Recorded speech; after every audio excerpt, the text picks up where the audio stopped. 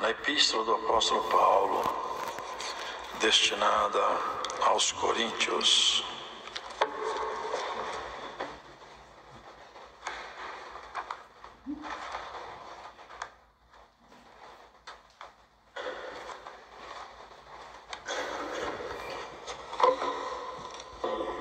De número 13. Prima excelência da caridade. Ainda que eu falasse as línguas dos homens e dos anjos, e não tivesse caridade, seria como metal que soa, ou como sino que tine. E ainda que tivesse o dom de profecia, e conhecesse todos os mistérios e toda a ciência, e ainda que tivesse toda a fé, de maneira tal que transportasse os montes, e não tivesse caridade, nada seria. E ainda que distribuísse toda a minha fortuna para sustento dos pobres, e ainda que entregasse o meu corpo para ser queimado, e não tivesse caridade, nada disso me aproveitaria. A caridade é sofredora, é benigna. A caridade não é invejosa. A caridade não trata com leviandade, não se ensoberbece, não se porta com indecência, não busca os seus interesses, não se irrita, não suspeita mal, não folga com a injustiça, mas folga com a verdade. Tudo sofre, tudo crê, tudo espera, tudo suporta. A caridade nunca falha, mas havendo profecias serão aniquiladas, havendo línguas cessarão, havendo ciência desaparecerá. Porque em parte conhecemos e em parte profetizamos. Mas quando vier o que é perfeito, então o que é em parte será aniquilado. Quando eu era menino, falava como menino, sentia como menino, discorria como menino. Mas logo que cheguei a ser homem, acabei com as coisas de menino. Porque agora vemos por espelho em enigma, mas então veremos face a face. Agora conheço em parte, mas então conhecerei como também sou conhecido. Agora, pois, permanece a fé, a esperança e a caridade, essas três. Mas a maior destas é a caridade. Amém. As grandes virtudes, as grandes excelências que existem escondidas numa palavra chamada caridade. Que vocês sabem, caridade é sinônimo de amor. Contudo, é o amor fora do contexto das paixões. Não é um amor carnal. Não é um amor sensual. Não é um amor físico. É amor que sai dos limites das esferas das paixões humanas e já transita nas excelências de Deus.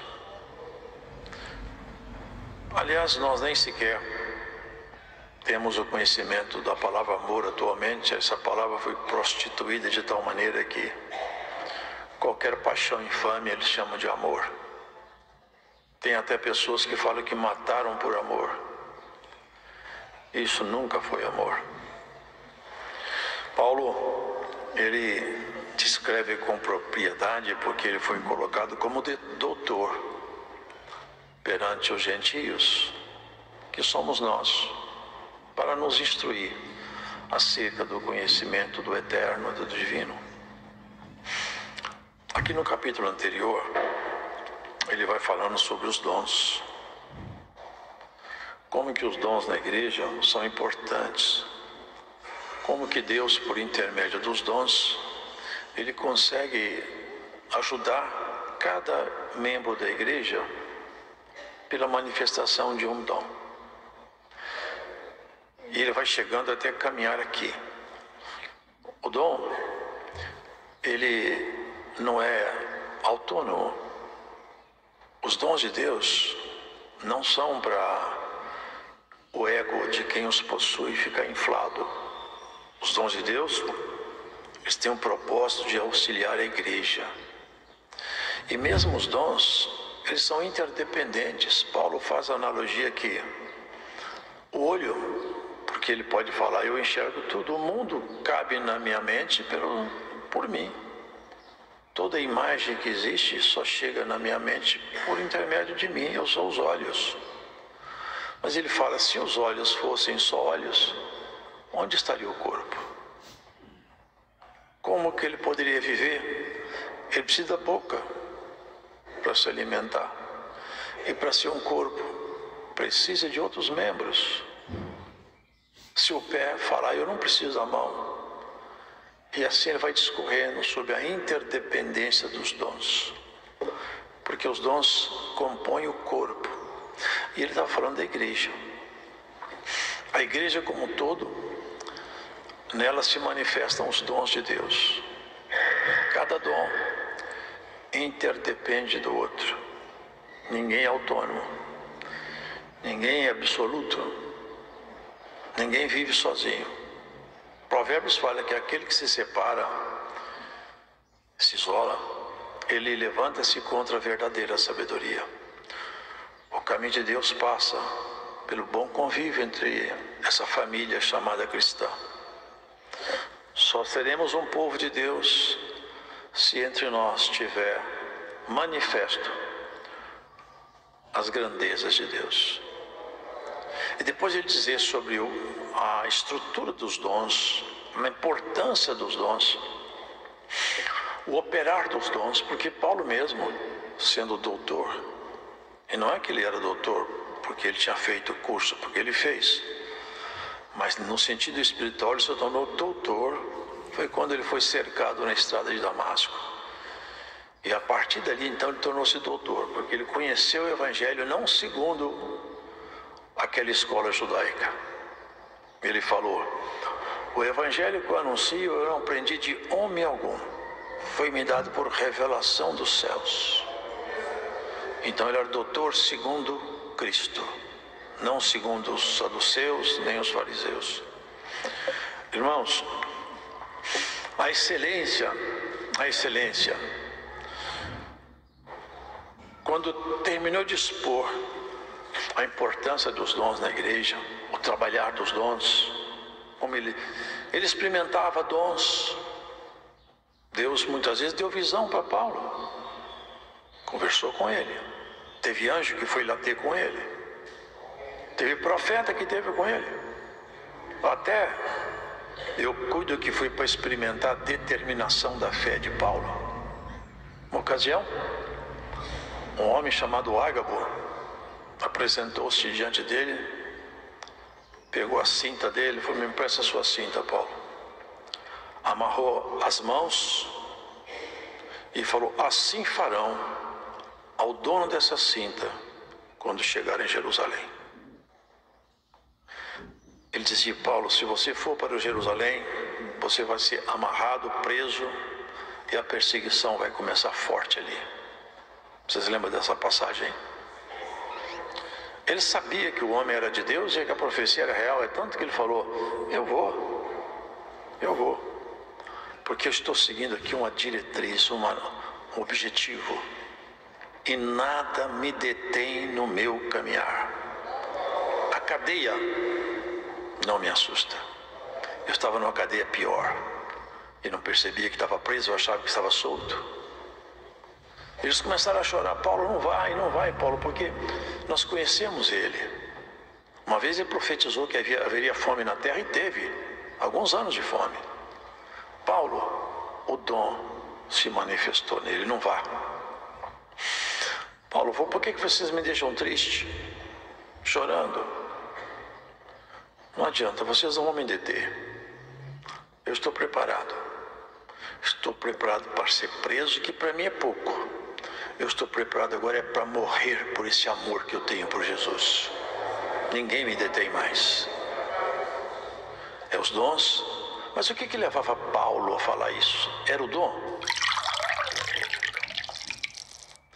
Já é alguma coisa mais sublime do que propriamente o dom. Alguma coisa mais alta, mais nobre.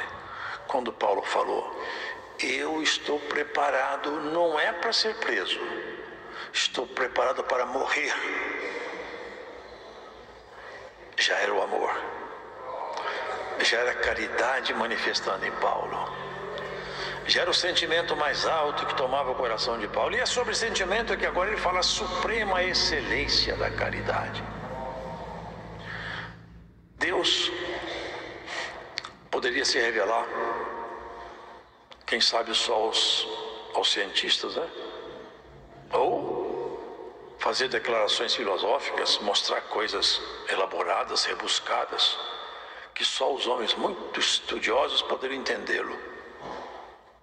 Ele poderia ter revelado a graça codificada, cheia de mistérios, cheia de linguagens eruditas, difíceis de ser compreendida.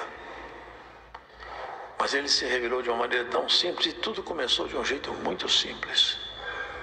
Com os pastores tomando conta de ovelha e nascendo numa manjedoura. O caminho do Senhor. Deus, Ele é pleno. Nada pode fugir ao seu conhecimento, à sua ciência absoluta. Mas Ele não se revela pela sua inteligência. Ele não se mostra pelo seu brilhante raciocínio. O que Ele realmente marca Deus, marca Ele. E deve marcar aqueles que andam com Ele. É isso aqui, ó. A caridade. Se alguém pode falar, eu estou patenteado como servo de Deus, ele tem a caridade nele. E vocês vão observar que a caridade não é um dom assim, que parece que é alguma coisa simples. É alguma coisa simples, sim, mas profundíssima. Porque os dons de Deus, um abismo chama outro abismo, um mal chama outro mal, mas uma excelência chama outra excelência, uma grandeza chama outra grandeza. E essas grandezas, quando se somam, fazem a suprema excelência da caridade se manifestar. É o foco, é o alvo, é o objetivo da graça de Cristo. Cristo não objetiva formar um profeta, um homem de visões, ou quem sabe alguém que tem um dom de cura. São dons ministrados. Mas o que Ele quer, o que Ele projeta é fazer com que o amor que está nele possa estar em nós. Deus se revela por intermédio de sentimentos, não por intermédio de raciocínios brilhantes. Tem certas pessoas, irmãos, que têm um raciocínio tão rebuscado para falar de Deus, são teorias tão rebuscadas, são filosofias que uma pessoa simples nunca poderia ser crente. E para ser crente, basta abrir o coração.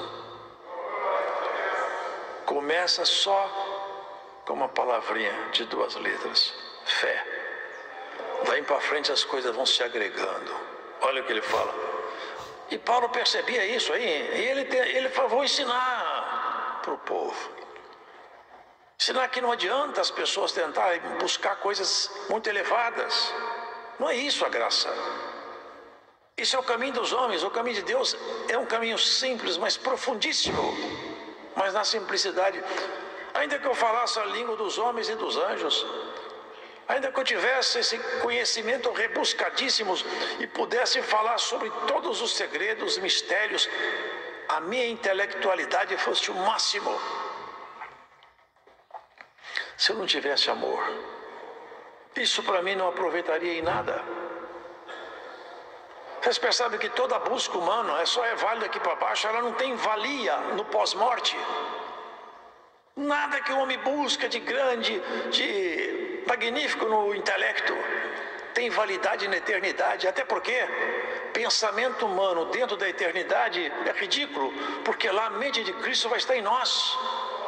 Nós teremos acesso pleno a tudo que Deus sabe, a tudo na medida nossa. Não na plenitude de Deus, na plenitude nossa. O que Deus sabe, o que o Cristo sabe, Ele vai passar para nós. Nós vivenciaremos a excelência de Deus dentro de nós. Não fazendo raciocínios que cansa. Tem pessoas que têm uma mente difícil de aprender, de uma cognição difícil. No céu teremos a glória dele implantada em nós, em nossa medida.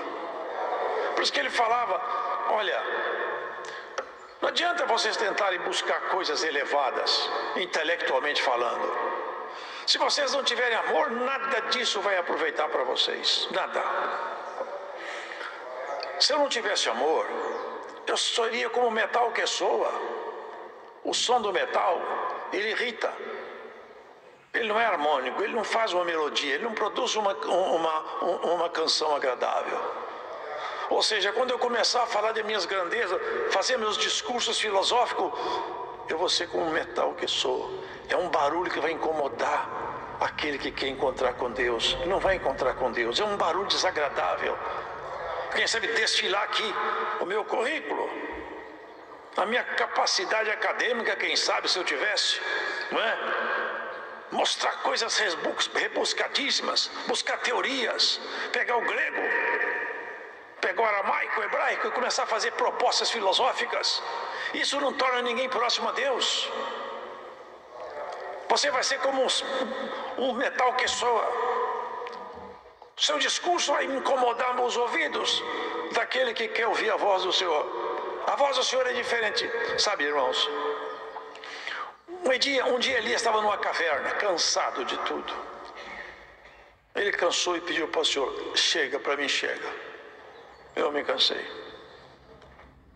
E um vento forte que quebrava até as penhas manifestou-se lá fora, ele não saiu. Depois um fogo, um terremoto, ele ficou quieto. Mas depois a palavra fala, uma voz meiga e delicada. Falou, Elias! Falei, essa voz eu conheço. Essa voz me tira da caverna. É meiga, é delicada, é o caminho delicado. A voz meiga e delicada vai tirar alguém de alguma caverna espiritual que você está nela aí. Essa palavra hoje vai tirar você do fundo de um poço. A voz meiga e delicada de Jesus. É como o sino é oco. Ele não tem conteúdo. Ele bate de um lado por outro. É o som do metal. Embora que seja de bronze via de regra, mas é o som metálico. Não tem harmonia. É isso que acontece quando as pessoas tentam explicar tudo pela filosofia humana.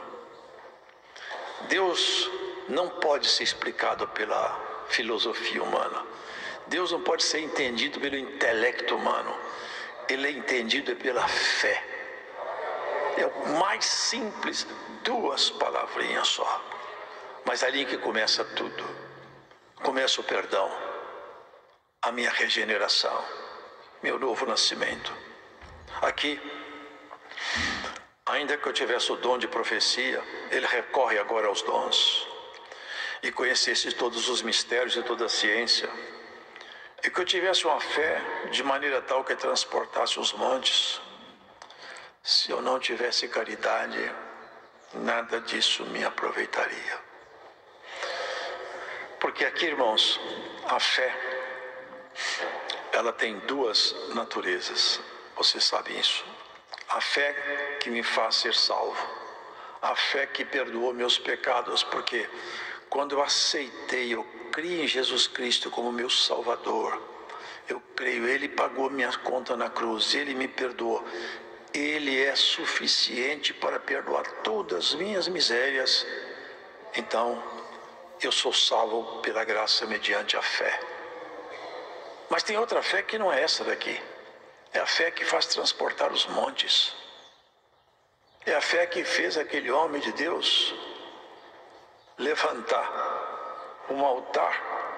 Elias joga água em, tinha tanta água que formou um ribeiro de água em volta lá.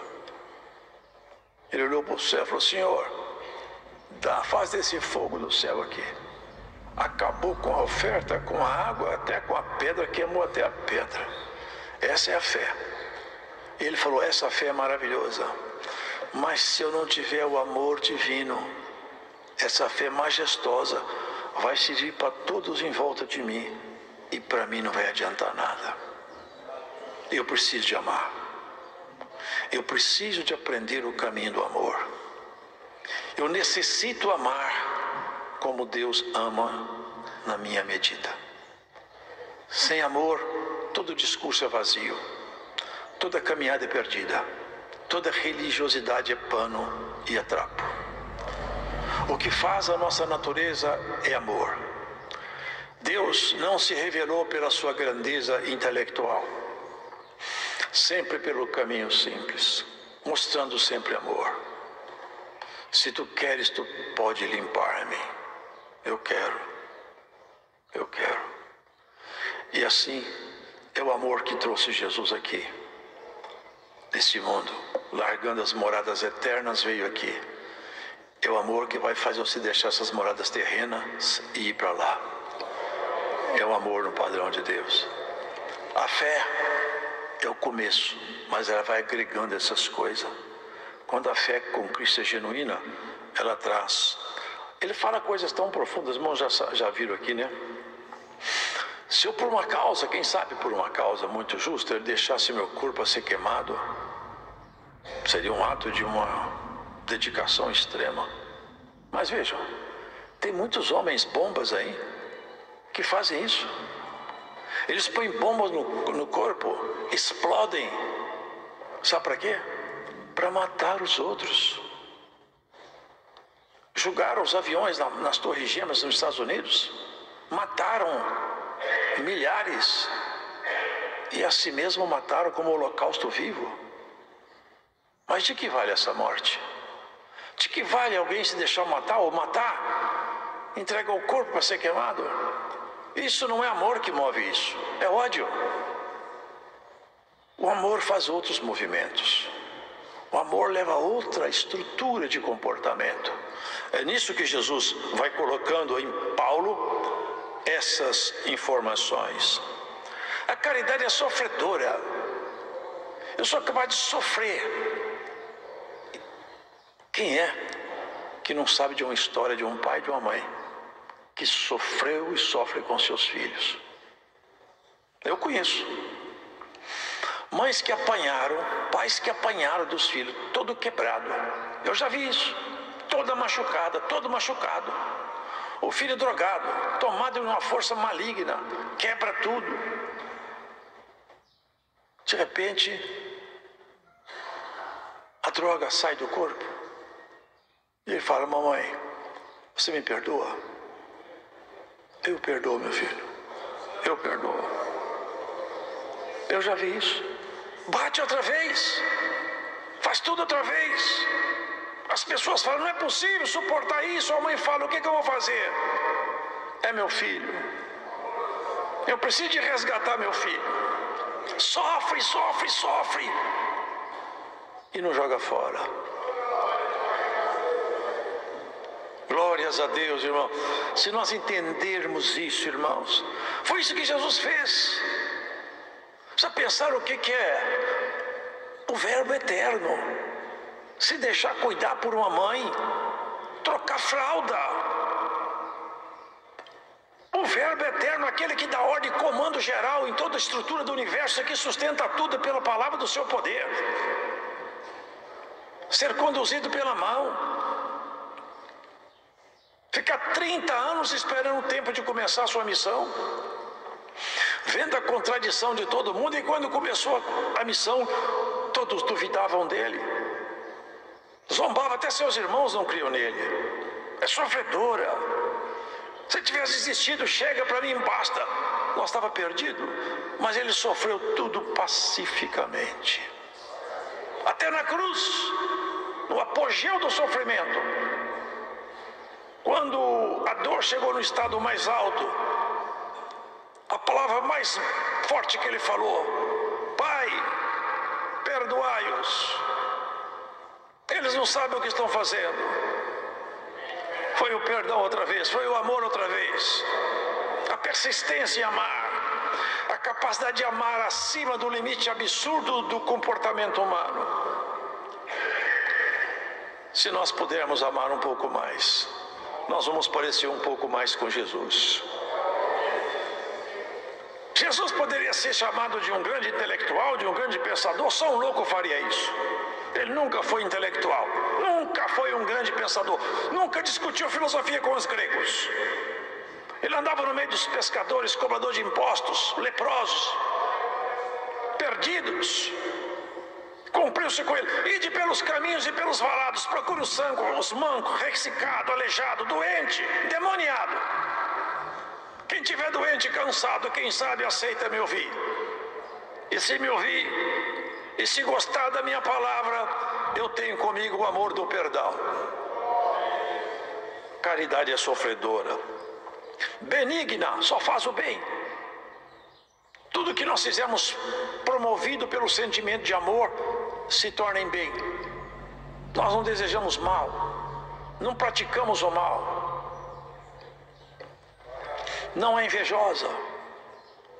Quando vê alguém com uma porção melhor do que a sua, numa situação melhor do que a sua, não inveja, não cobiça aquela posição em detrimento daquilo que ele alcançou. Não. É como um pai e uma mãe. Eu falo sempre, se falarem comigo que meus filhos são melhor do que eu, mais inteligente, qualquer coisa que falar que meus filhos é mais do que eu agradeço. Tudo que falar de meus filhos mais do que eu fico contente. Sabe por quê? Porque eu amo meus filhos, eu sou doido com meus filhos. O sentimento é esse. É isso que nós devíamos ter pelos outros. Aquele irmão teve um sucesso, olha, o vizinho seu teve um sucesso. Eu queria ter no lugar dele, não ele. Não, irmão. A palavra é essa, caridade não tem inveja. Não quer tomar o lugar de ninguém. Fica contente. Se nós tivéssemos o sentimento de amar as pessoas no padrão que Deus está propondo, não teria inveja. Não teria inveja. Vocês lembram que o inimigo falou para Cristo, para o Verbo? Quando foi aquele dia da prova com Jó? Ele gosta de Deus mesmo, mas Deus dá tudo para ele. Tira dele tudo que ele tem. O sentimento dele. Tira dele tudo que ele tem. Sabe como que Deus, a primeira vez que manifestou-se uma sabedoria, que foi dada assim, numa revelação para um ser humano em porção magnífica, foi de Salomão. Primeiro sinal, sabe como que Salomão mostrou a sabedoria dele? Tirando lá do fundo do coração de uma mulher o sentimento de mãe. E era uma mulher sem classe, hein? 2 prostitutas. Mas de noite uma dormiu, virou-se por cima do seu filho e matou ele. Vocês conhecem isso. Ela percebeu que seu filho morreu, trocou o filho dele pelo filho da outra. Pôs o vivo no seu canto e o morto no canto da outra. Mas mãe é sempre mãe. Os meninos eram pequenos, mas o coração da mãe não bate errado. Levantou cedo e fez: esse menino não é meu. É seu sim, o seu é esse aí. Não, esse menino não é meu. Não, meu coração não bate por esse menino, meu coração bate por aquele ali, ó. Não, esse aqui é meu. Levaram para Salomão. E agora, como é que vai saber? Quem que é mãe? Uma fala que é, outra fala que é dela. E agora? Pega uma espada, pegou um soldado, ela pega uma espada, põe o menino na mesa, corta ele no meio certinho, a metade vai para uma, metade para outra. Aqui não era a mãe, falou: isso mesmo. A mãe falou: não, meu menino não mata ele, dá ele inteiro para ela. Salomão falou: essa é a mãe, essa é a mãe. O grito do coração dela revela a maternidade dela. É o amor, é o segredo de tudo. Saia daqui pensando nisso, eu preciso de aprender a amar. Tudo que eu posso fazer, o amor coroa tudo com êxito. Sofredor, não tem inveja, não trata com leviandade. A leviandade no trato tem feito muitos perder até a própria honra. Temos que tratar as pessoas com respeito, mas com santidade. Nunca podemos sair da esfera de nossa santificação pessoal. Entre nós não pode haver liberdade que seja tida como leviandade. Nossos tratos, nossas palavras, nossos gestos, nossos olhares tem que ser com respeito de quem teme a Deus e aprendeu a amar. Não se ensoberbece, não se ensoberbece. A soberba já fez tropeçar a muitos. Muitos pela soberba deixaram os caminhos do Senhor. A soberba já fez quedas terríveis. Ezequiel, vocês conhecem essa passagem? Ele faz uma referência ao rei de Tiro, mas depois, ao longo da descrição, ele deixou claro que ele não falava sobre o rei de Tiro, ele falava sobre o querubim, aquele querubim que foi um dia um querubim ungido. Ali, a queda dele foi fatal, nunca mais ele se levantou. A iniquidade apresentou-se nele, a soberba sempre fez as pessoas tropeçarem. Que fez Pedro quando o Senhor falou da sua missão e do seu sofrimento: eu dou minha vida por ti.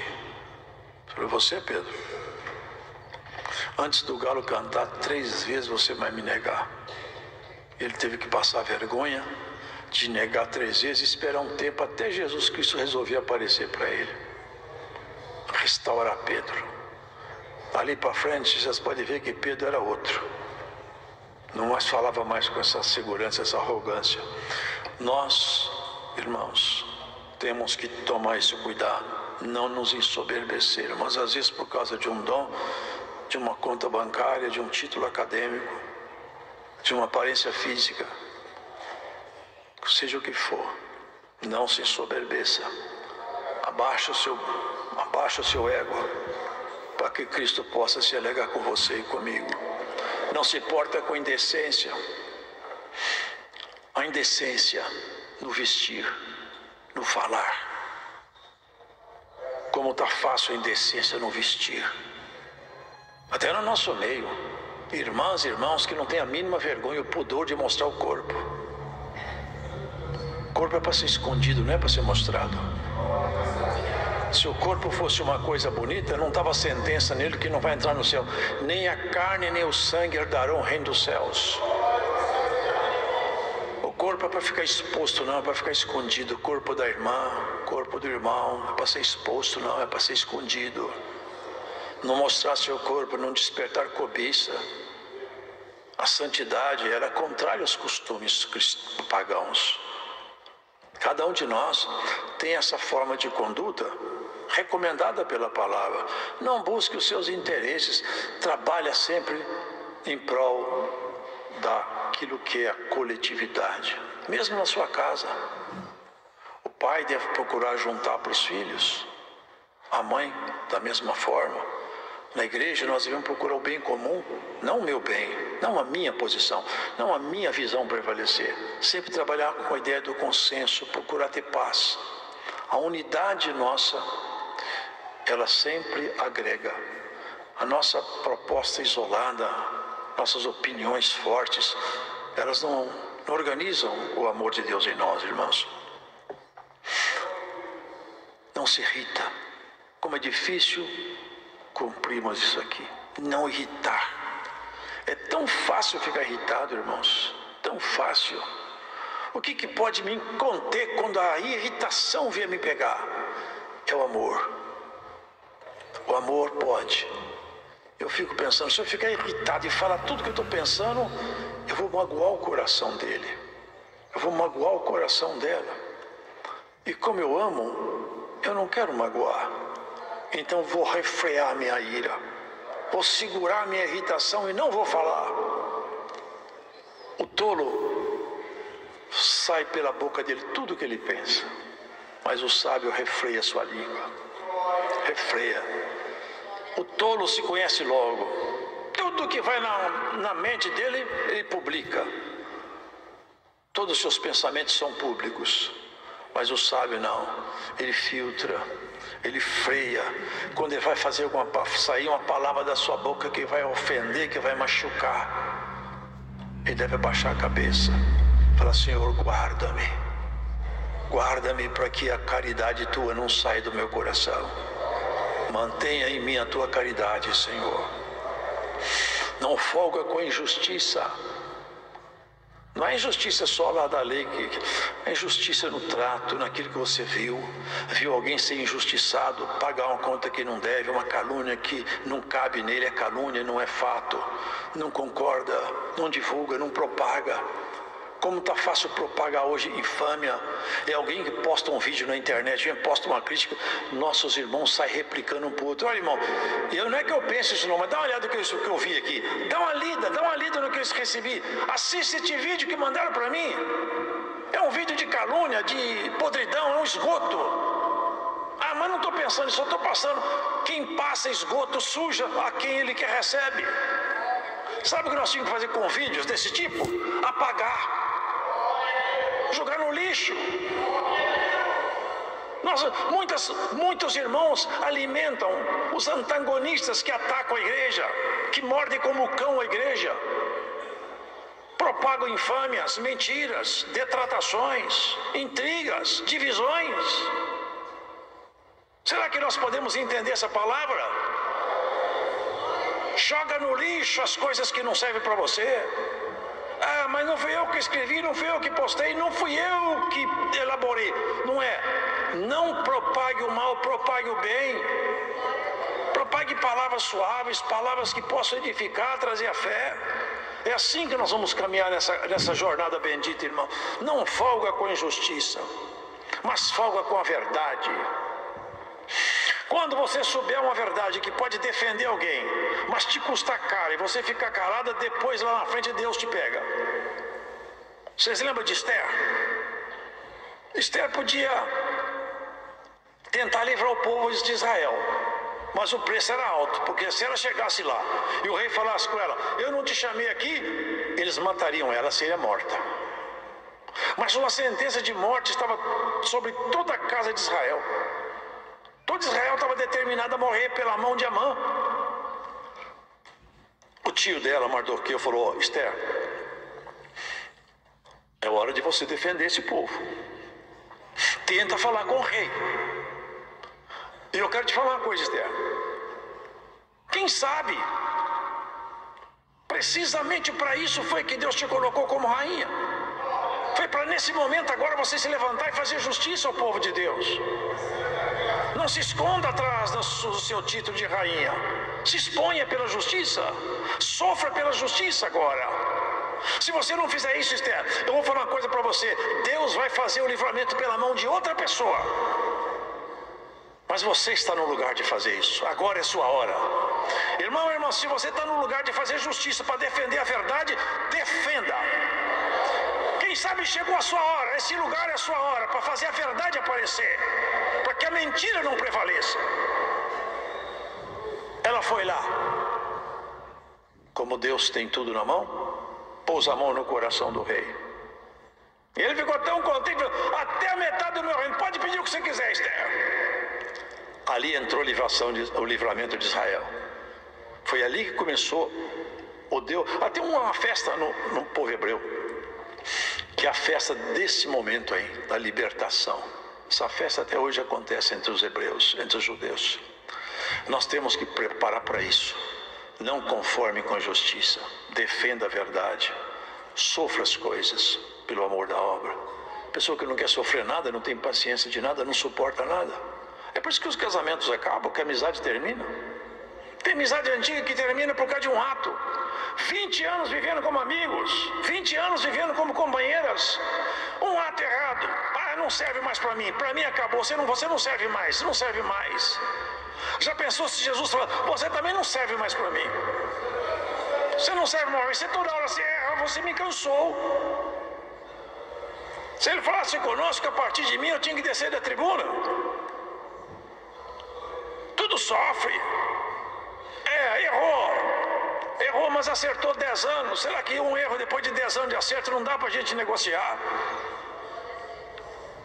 Nós temos que meditar nisso, irmão, que o amor é Ele que faz essas coisas acontecer. Ele é que é capaz de passar por cima disso aqui. Tudo crê. Não é crer em tudo não, hein? Porque o dom de discernir espíritos não nos deixa crer em tudo. Mas tudo crê. Quem tem amor de Deus, essa pessoa crê que Deus tudo pode fazer. Não tem nada que Deus não possa fazer por ela. E ela tem essa segurança. Qualquer que seja a dificuldade, Deus pode fazer, e eu creio. É isso, eu creio. Creio que Ele pode. E mais do que crer, tudo espera. Eu vou esperar o tempo que Ele quiser fazer.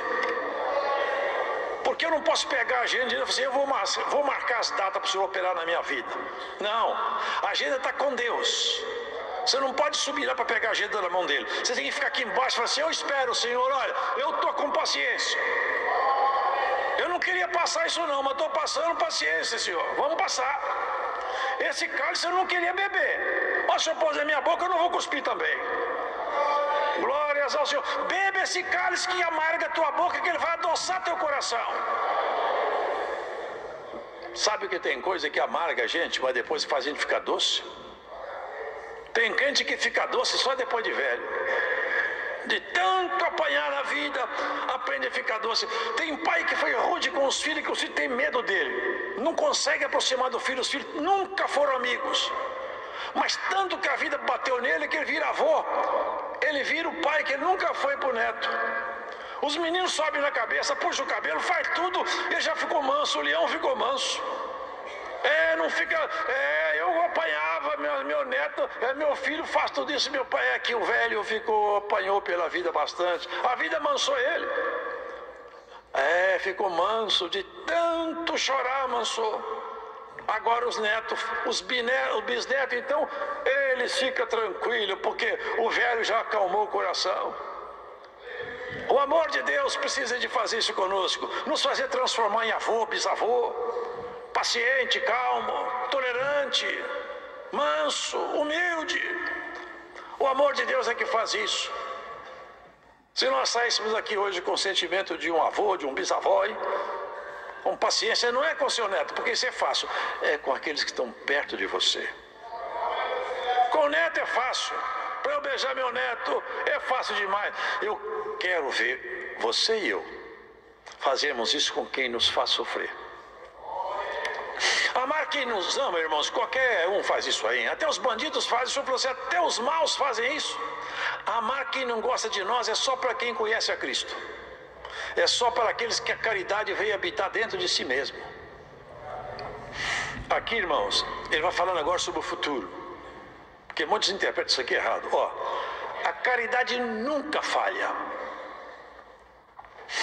Agora, vai acontecer um momento, havendo profecias, serão aniquiladas. Quando? Não é aqui agora. Enquanto a igreja estiver aqui, vai haver, os sinais dos dons seguirão cada um de nós. É que quando chegarmos nas moradas eternas, no céu, ali, não faz mais sentido profecia. Não faz sentido visão, cura.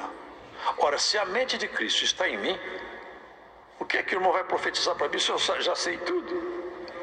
O que é que vai curar de que eu não tenho doença?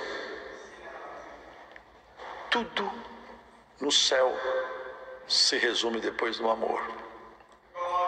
Não faz sentido o dom acompanhar no céu. Na terra sim, no céu não. É isso que ele fala aqui.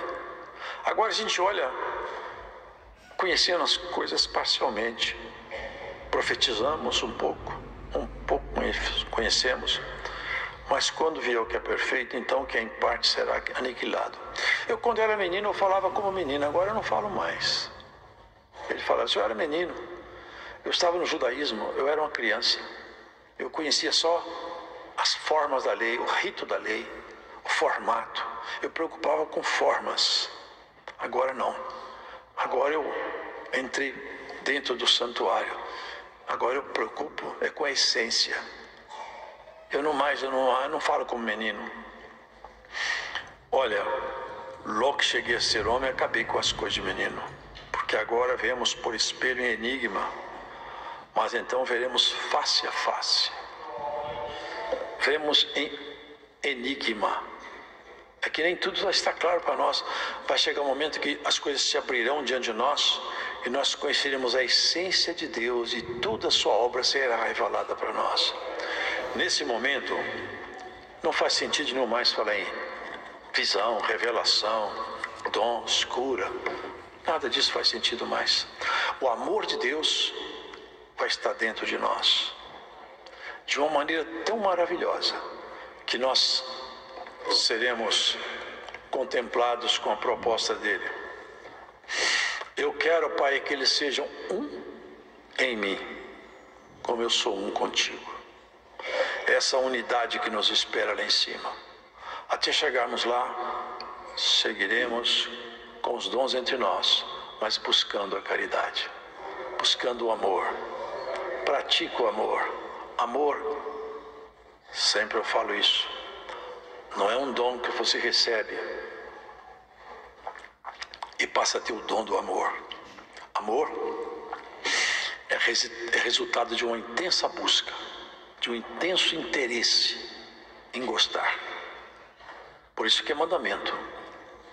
Ame a teu próximo como a ti mesmo. É uma ordem, é uma instrução. Eu devo me esforçar em amar, fazer força para amar, até eu conseguir amar. É um trabalho, é o exercício da formação de nosso caráter cristão. Quem é capaz de esforçar por amar, e tem uma técnica boa: orar. Ora para as pessoas, principalmente para aquelas que você não gosta. Ora por elas, jejua por elas, ora sem desanimar. Vai chegar um dia que dentro do seu coração vai acontecer uma coisa misteriosa. Aquele mau sentimento vai ser trocado por um desejo de amor. Isso aqui é o exercício do sentimento do amor. O único amor que vem naturalmente nas pessoas, ele está ali no espírito das pessoas. E de alguma maneira foi Deus que fez isso. É o sentimento de pai e de mãe. A mãe nasce a criança, você vê lá, aquela criança daquela prostituta. Não mata ela, vê ela viva para o outro. Esse é o sentimento. Que Deus fez isso, sabe para quê? Para a gente não virar um bando de selvagens. Ele colocou esse primeiro amor em nós. Mas daí para frente nós temos que caminhar nessa grande busca. Que o amor de Deus venha florescer em nós, terminando nossos dias com o amor de Deus em nosso coração. Como é fácil ficar cansado das pessoas, como é fácil odiar, como é fácil irritar, como é difícil amar, como é difícil ter paciência, ser longânimo, ser tolerante. Isso é para quem caminha para o céu. Quem quiser chegar no céu, as instruções Paulo deixou para os coríntios e hoje fica aqui na congregação do Brás. Deus seja louvado. Agradecemos a Deus em oração.